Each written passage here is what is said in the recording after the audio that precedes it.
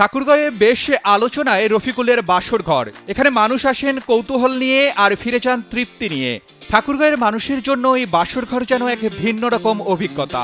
প্রতিদিনই দূর দূরান্ত থেকে মানুষ ছুটে আসছে এই বাসর ঘরে। কি আছে এই বাসর ঘরে, কেনই বা এই বাসর ঘর ঠাকুরগাঁওবাসীকে এত আকৃষ্ট করছে? ঠাকুরগাঁও সদর পাটিয়াডাঙ্গি বাজারের এক ছোট্ট দোকানটি এখন সবার কাছে বিশেষ আকর্ষণের কেন্দ্রবিন্দুতে পরিণত হয়েছে। দোকানটির নাম রফিকুলের বাসর ঘর। শুনলেই জন্ম নেয় কৌতূহল। ফুলে সাজানো এই দোকানটি যেন সত্যিকারের বাসর ঘর। সৌন্দর্যের আকর্ষণে ভিন্ন বয়সের মানুষ আসছেন এই দোকানে, সেই সাথে নিচ্ছেন বিভিন্ন ধরনের খাবারের স্বাদও। কি পাওয়া যায় রফিকুলের এই বাসর ঘরে? রফিকুলের দোকানটি যেমন ভিন্ন রকম, তেমনি এই দোকানের পরিবেশিত খাবারও অনন্য ও ব্যতিক্রমী। এখানে রয়েছে মুড়ি ও বুট দিয়ে তৈরি চিকেন ডিশ, বুন্দিয়া ও বুট দিয়ে তৈরি চাইনিজ ফ্লেভার এবং মুড়ি, বুট ও চানাচুর দিয়ে তৈরি নুডলস। এই খাবারগুলো নতুন স্বাদ এনে দিয়েছে ভোজন প্রেমীদের কাছে। এই খাবারগুলো অল্প দামেই পাওয়া যায়। প্রতিদিন প্রায় 10 থেকে 12,000 টাকার খাবার বিক্রি হয় দোকানটিতে, যা দিয়ে রফিকুলের সংসার চলছে বেশ স্বাচ্ছন্দ্যে। এতে বাসর ঘর দিয়ে রফিকুলের মাসে আয় 70,000 টাকা।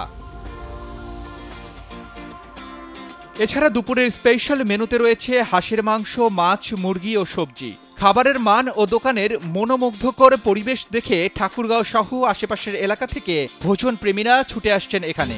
রফিকুলের বাসর ঘর শুধুমাত্র একটি খাবারের ঘর নয়, এটি ঠাকুরগাঁয়ের মানুষের জন্য যেন এক নতুন স্বাদের ঠিকানা।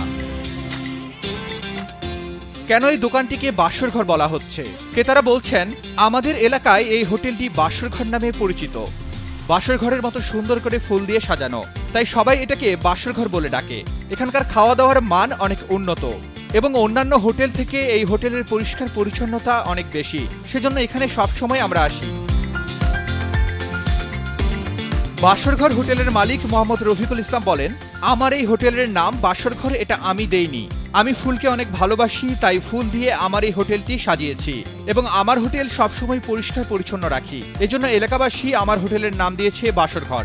এখন সবাই বাসর ঘর নামেই চিনে আমার এই হোটেলকে। অনেক মানুষ দূর দূরান্ত থেকে আসে এখানে খাওয়ার জন্য। এতে আমার মাসিক আয় 70,000 টাকার মতো। আমার সংসার খুব সুন্দরভাবেই চলছে এই বাসর ঘর দিয়ে। বাসর ঘর কথাটা শুনতে একটু অন্যরকম হলেও এলাকাবাসীর মধ্যে বেশ আনন্দ মনে হয়।